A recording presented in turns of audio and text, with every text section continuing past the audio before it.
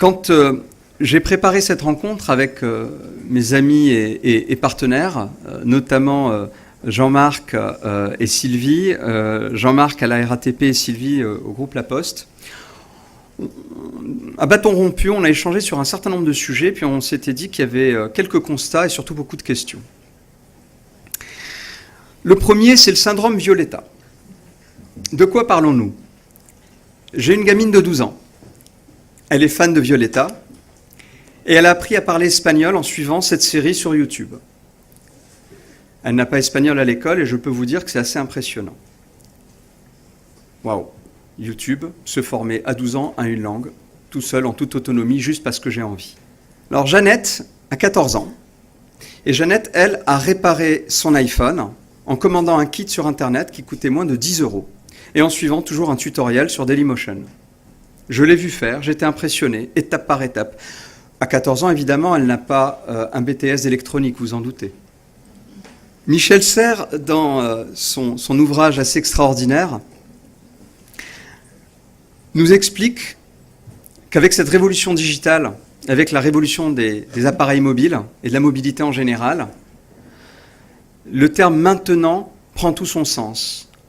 Maintenant le monde. Et donc, du coup, la première question qu'on s'est posée en lien avec ce questionnement, c'est est-ce que finalement, accéder à l'information, à tout moment, sur Wikipédia ou ailleurs, est-ce que cela me transforme en sachant? Est-ce que pouvoir trouver l'information, c'est ça, apprendre?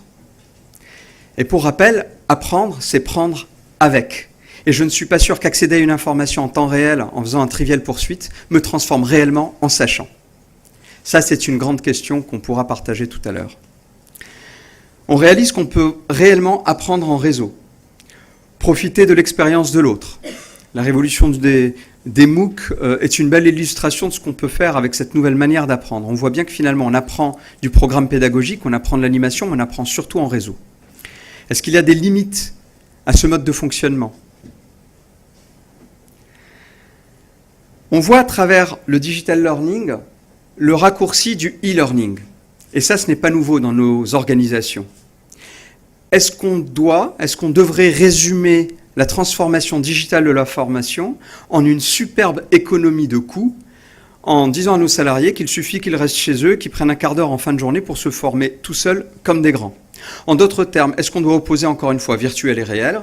Est-ce que le digital learning, à travers le blended learning par exemple, ne devrait pas plutôt être une expérience augmentée de la formation in situ? Est-ce que cela ne devrait pas plutôt me permettre d'avoir un lien en tant que stagiaire à ma formation avant de commencer mon stage et quelques mois après en gardant le lien avec les personnes qui ont été formées en même temps que moi pendant cette expérience, pendant cette période? Est-ce que le formateur, l'ingénieur formation, se transforme en community manager? Est-ce que c'est réellement son nouveau job? Puisque si on apprend en réseau, alors le formateur anime des réseaux. Et s'il anime des réseaux, est-ce que c'est ça son job?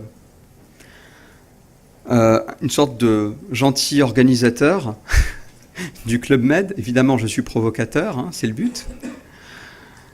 Et du coup, si c'est un nouveau métier, qu'est-ce qu'on fait pour former les formateurs eux-mêmes à ce nouveau rapport aux stagiaires et à l'impact du digital sur les modes, les interrelations, sur leur mise en cause des sachants en tant que sachants instituteurs, puisqu'aujourd'hui, quelque part, tenant le monde en main, j'ai la possibilité d'être potentiellement aussi calé que mon formateur en temps réel.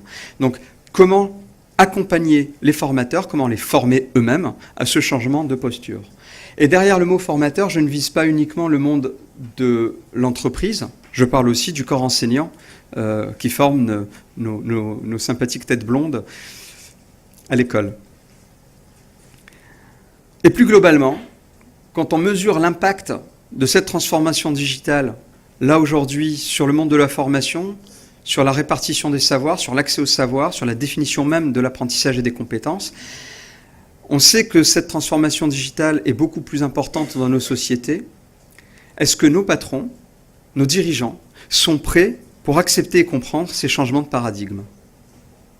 Et là, évidemment, je vais faire référence à cet ouvrage, La déconnexion des élites, qui pose cette question, qui la met sur la table. Est-ce que nos patrons ont bien compris ce qui se passe et est-ce qu'ils sont prêts à l'assumer, à l'incarner et en être des leaders?